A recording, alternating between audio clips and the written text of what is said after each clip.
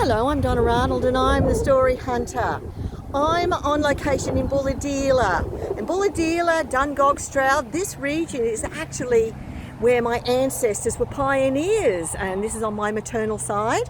The pioneers were Irish and their name is Newell, and I've found out there are a lot of Newells here, and if they weren't a Newell themselves, they have ancestors that are Newells.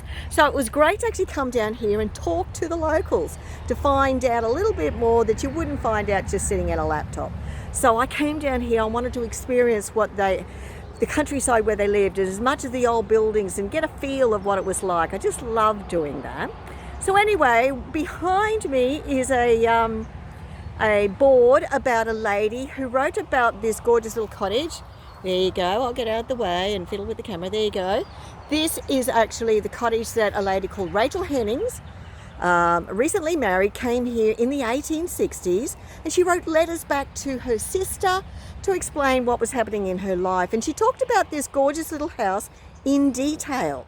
And as it turns out, some publishers got a hold of the letters and made a book out of it. So the government decided that she was a little bit important. She's been in this local area, we'll leave a board up for her. So that's what that's about.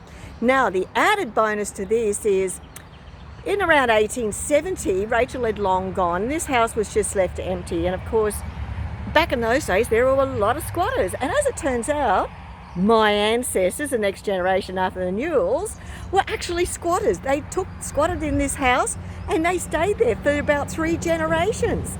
So it was a really interesting story. So Elizabeth Newell is my direct ancestor, and she married a man called Castilla Smythe, who changed his name to Smith. And this story was amazing. So this gorgeous little house apparently had this wonderful view. So behind the board were fruit trees and things like that, and their veranda looked out over the Mile River. So they could see it flood, but they were way out of the way. It was just a really attractive, pretty little place. And of course, they're only less than a kilometre away from the village as it was back then. So it's an interesting story, and I'm so glad that I actually talked to a local who told me about this board. Made it so much easier for me to find.